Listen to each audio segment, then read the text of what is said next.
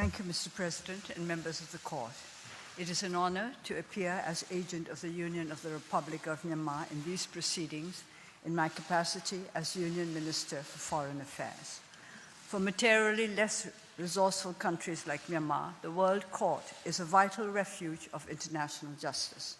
We look to the Court to establish conditions conducive to respect for obligations arising from treaties and other sources of international law, one of the fundamental objectives of the United Nations Charter. In the present case, Mr. President, the Court has been asked to apply the 1948 Genocide Convention, one of the most fundamental multilateral treaties of our time. Invoking the 1948 Genocide Convention is a matter of utmost gravity. This is a treaty that we made following the systematic killing of more than 6 million European Jews, and that my country wholeheartedly signed as early as 30th December 1949 and ratified on 14th March 1956. Genocide is a crime that the International Criminal Tribunal for Rwanda applied in response to the mass killing of perhaps 70% of the Tutsis in Rwanda. It is a crime that is not applied by the tribunal to the former Yugoslavia for the displacement of approximately 1 million residents of Kosovo in 1999. Neither was it applied by that tribunal nor by this court when deciding upon the exodus of the Serb population from Croatia in 1995.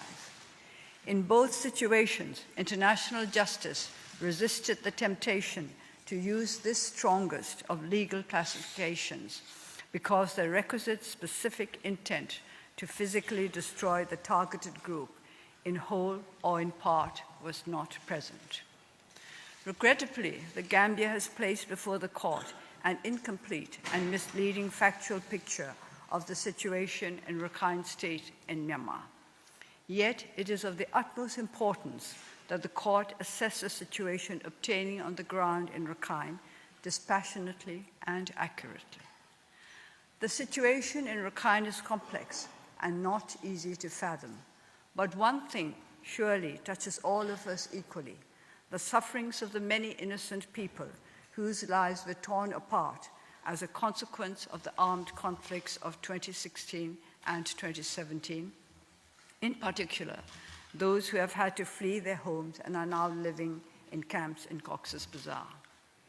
Mr. President and members of the Court, the troubles of Rakhine State and its population, whatever the background, go back into past centuries and have been particularly severe over the past few years.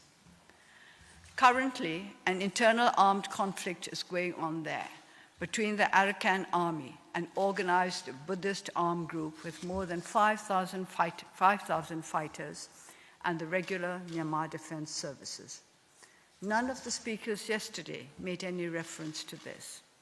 The Arakan army seeks autonomy or independence for Rakhine, or Arakan as it was called, finding inspiration in the memory of the historic kingdom of Arakan. This conflict has led to the displacement of thousands of civilians in Rakhine. Standard security restrictions, such as curfew and checkpoints, are in place at present in the conflict zone and affect the situation of civilians there, regardless of their background. Mr. President, on 9th October 2016, approximately 400 fighters of the Arakan Rohingya Salvation Army, known as ARSA, launched simultaneous attacks on 3 police posts in Maundor and Rathidan townships in northern Rakhine, near the border with Bangladesh. ARSA claims responsibility for these attacks, which led to the death of 9 police officers, more than 100 dead or missing civilians, and the theft of 68 guns and more than 10,000 rounds of ammunition. This was the start of an internal armed conflict between ARSA and Myanmar's defense services, which lasted until late 2017. The selective factual propositions contained in the Gambia's application actually concern this conflict. In the months following the 9th October 2016 attacks, ARSA grew in strength in the Maundor, Budidao, and Rotheidam townships in northern Rakhine. It resorted to threats and intimidation against local villagers in order to gain support and allegiance, executing suspected informers. According to, among others, the International Crisis Group, ARSA received weapons and explosives training from Afghan and Pakistani militants. In the early morning of 25th August 2017, several thousand ARSA fighters launched coordinated attacks on more than 30 police posts and villages and an army base in North Rakhine. Most of the attacks took place on the narrow Maundor Plain, which is framed by densely forested hills to the east and the border with Bangladesh to the west. Indications are that ARSA's objective was to seize Maundor Township. It may aid the court to briefly consider the historical significance of Maundor. When Britain made Burma a colonial entity separate from British Burma in 1937, the border between Burma and India was drawn along the river Naf, where we find today's border between Bangladesh and Myanmar. The historical kingdom of Arakan had at times extended much further to the north than the river Naf, including most of what is today Chittagong district in Bangladesh. Members of some Rakhine communities therefore felt that the border drawn by the British was too far south, others that it was too far north. Myanmar has never challenged this border since independence in 1948. Britain did not lose control over what is today Maundor Township during World War II. From September 1942, a number of local Muslim families offered fighters to the British irregular V4 set up to collect intelligence and initially absorb any Japanese advance. Many Muslims gave their lives in combat against the Japanese in Rakhine. The sacrifices made by Muslim fighters motivated a call for the creation of an autonomous Muslim space in northern Rakhine centered on Maundor. Whether or not this was encouraged by British officers, Britain rejected this call as soon as it had reoccupied Burma before independence in 1948. The Muslim-Buddhist intercommunal violence of 1942 recurred in 1948 and several times after that. This cycle of violence has negatively affected life in northern Rakhine, making it the second poorest state in Myanmar. Mr. President and members of the court, may I go back to the situation in Rakhine on the morning of 25th August 2017. More than 30 police stations and villages and one military base had been attacked before sunrise in a highly coordinated fashion by an organized armed group operating along a densely forested hill range that provides ample opportunity for hiding. Many of the ARSA fighters had been recruited from local villages in the weeks and months preceding the attack. Myanmar's defense services responded to the attacks of ARSA fighters by the use of ground forces. There were armed incidents in more than 60 locations. The main clashes occurred in 12 places: in Minji, Dolatoli village, Chapdien village, Maunu village, Gutabien village, Aletanjor village, Myenla village, Indian village, Chain Kali or Kodangap village, Myodaji ward, Jaupandu village, wards of Maundor town, and southern Maundor. Mr. President, please allow me to clarify the use of the term clearance operation, Nemye Shenlenye in Myanmar. Its meaning has been distorted. As early as the 1950s, this term has been used during military operations against the Burma Communist Party in Bogor Range. Since then, the military has used this expression in counterinsurgency and counterterrorism operations after attacks by insurgents or terrorists. In the Myanmar language, Nemye Shenlenye literally means clearing of locality, simply means to clear an area of insurgents or terrorists. It is still not easy to establish clear patterns of events in these 12 locations. Many ARSA fighters died. There may have been several hundred casualties in some of the 12 locations. There was some intercommunal violence. Buddhist and Hindu minority communities also feared for their security after the original ARSA attacks, and many fled from their homes. It may be worth noting that the use of air power in military operations was avoided as far as possible to minimize the risk of collateral damage.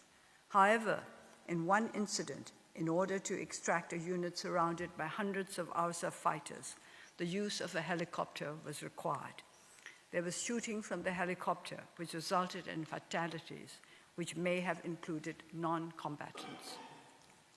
Mr. President, it cannot be ruled out that disproportionate force was used by members of the defense services, in some cases in disregard of international humanitarian law, or that they did not distinguish clearly enough between ARSA fighters and civilians. There may also have been failures to prevent civilians from looting or destroying property after fighting or in abandoned villages. But these are determinations to be made in the due course of the criminal justice process, not by any individual in the Myanmar government.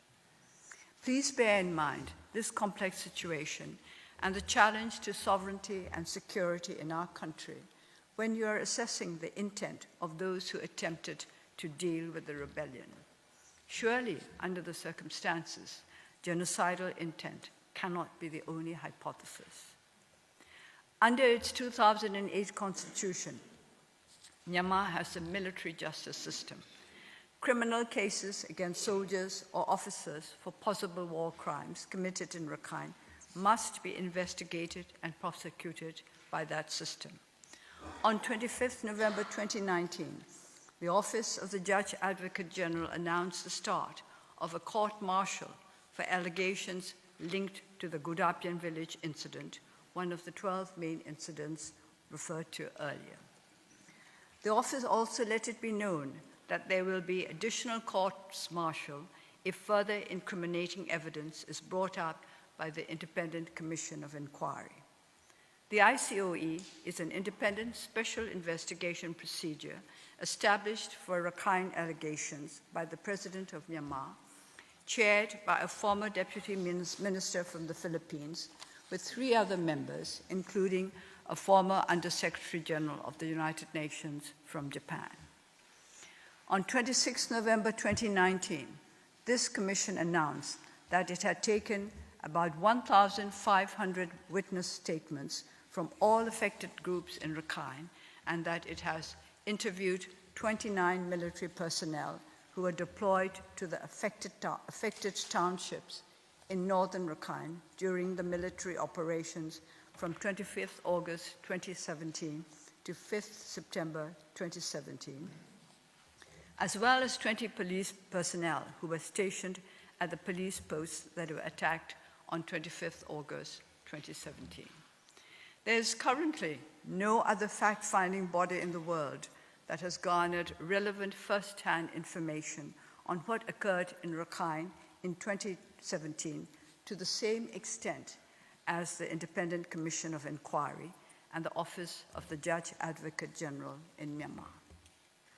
This fact reinforces my sense that I should refrain from any action or statement that could undermine the integrity of these ongoing criminal justice processes in Myanmar. They must be allowed to run their course. It is never easy for armed forces to recognize self-interest in accountability for their members and to implement a will to accountability through actual investigations and prosecutions. I respectfully invite the members of the court to consider for a moment the record of other countries. This is a common challenge even in resource-rich countries.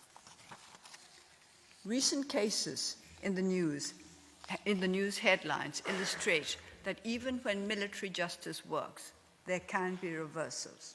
This can also happen in Myanmar.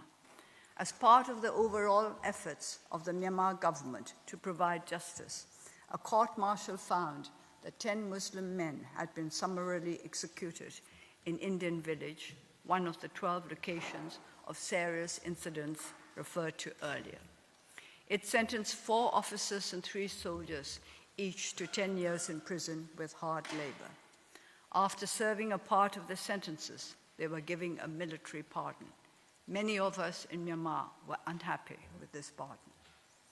Other cases are undertaken without controversy. For example, in the Mansi case, a court-martial sat close to the location in Kachin State where 3 internally displaced civilians had been killed. It sentenced 6 soldiers, each to 10 years in prison, in January 2018.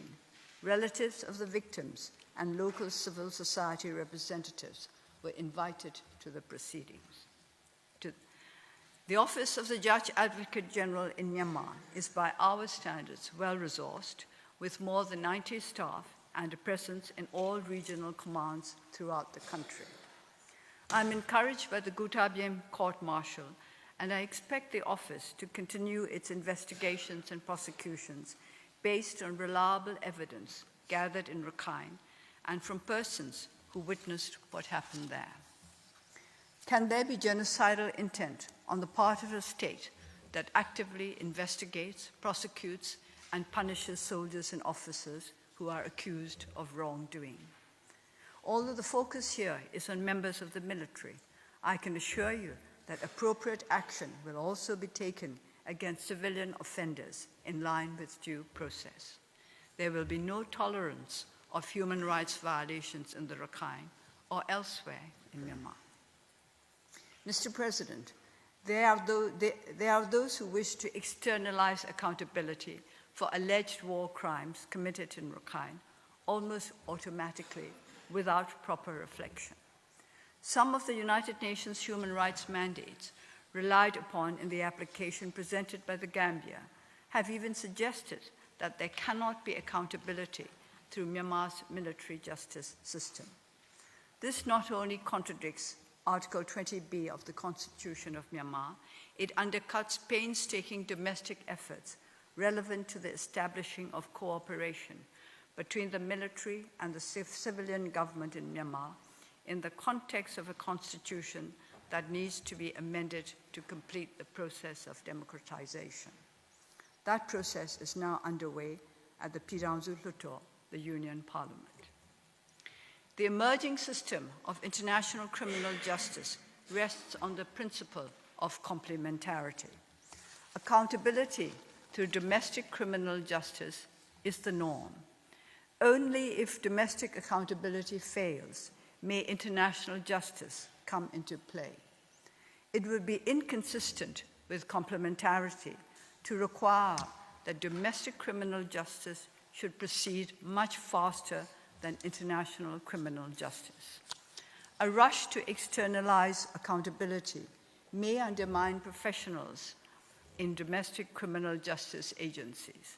What does the appearance of competition between domestic and international accountability do to the public's trust in the intentions of impatient international actors? No stone should be left unturned to make domestic accountability work. It would not be helpful for the international legal order if the impression takes hold that only resource-rich countries can conduct adequate domestic investigations and prosecutions, and that the domestic justice of countries still striving to cope with the burden of unhappy legacies and present challenges cannot be made good enough. The Gambia will also understand this challenge with which they too are confronted. Mr. President and members of the court, these reflections are relevant to the present hearing because the applicant has brought a case based on the Genocide Convention.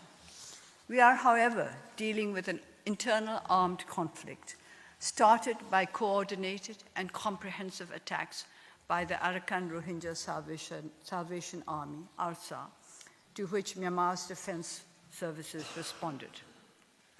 Tragically, this armed conflict led to the exodus of several 100,000 Muslims from the 3 northernmost townships of Rakhine into Bangladesh, just as the armed conflict in Croatia with which the court had to deal led to the massive exodus of, first, ethnic Croats and later ethnic Serbs. As I've already stated, if war crimes have been committed by members of Myanmar's defense services, they will be prosecuted through our military justice system in accordance with Myanmar's constitution. It is a matter for the competent criminal justice authorities to assess whether, for example, there had been inadequate distinction between civilians and ARSA fighters, disproportionate use of force, violations of human rights, failure to prevent plundering of property or destruction, or acts of forcible displacement of civilians. Such conduct, if proven, could be relevant under international humanitarian law or human rights conventions, but not under the 1948 Genocide Convention, for reasons on which Professor William Schabas will elaborate in a moment. Mr. President, allow me to share one further reflection in this great hall of justice. International law may well be our only global value system, and international justice a practice that affirms our common values. Leaders of states and relevant intergovernmental and non-governmental organizations should also be cognizant of their responsibility to express and affirm fundamental values. Feeding the flames of an extreme polarization in the context of Rakhine, for example, can harm the values of peace and harmony in Myanmar. Aggravating the wounds of conflict can undermine unity in Rakhine. Hate narratives are not simply confined to hate speech. Language that contributes to extreme polarization also amounts to hate narratives. Several international actors face a challenge here. But Myanmar also could have done more since the 1980s to emphasize the shared heritage and deeper layers of unity among the diverse peoples of our country. Cycles of intercommunal violence in Rakhine, going back to the 1940s, should be countered not just by practical measures aimed at sustainable development and rule of law, but also by nourishing a spiritual mindset of unity. It is a moral responsibility of leaders to guard the aspirations of people for harmony and peace. U Thant, the third United Nations Secretary General, had understood this. He wrote in his memoirs, View from the UN, published in 1974, I even believe that the mark of the truly educated and imaginative person facing the 21st century is that he feels himself to be a planetary citizen. Encouraging this added layer of identity, a sense of planetary citizenship, is of fundamental importance for peaceful relations between nations, as well as between ethnic and religious groups. A commitment to broadening the mindset must go hand in hand with practical steps to improve lives. Even before the events of 2016 to 2017, Muslim, Buddhist, and other communities in Rakhine faced what the Kofi Annan Advisory Commission described as complex challenges of low development and poverty rooted in enduring social conflict between the communities. The Myanmar government is committed to addressing these challenges.